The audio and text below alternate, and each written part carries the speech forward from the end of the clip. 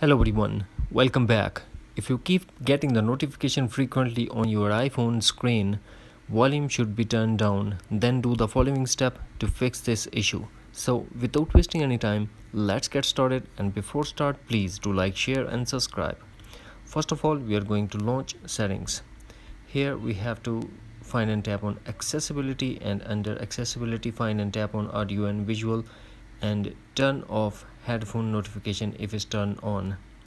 After that, we are going back to settings and tap on Bluetooth and tap on the I symbol in front of the connected device. Then tap on device, type and select speaker if any other option is selected. Then go back to settings, general, software update, and update your iPhone to a latest iOS version if available.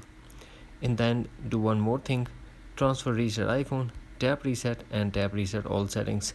This process will delete all your customized setting to default setting, but no data or media will be deleted.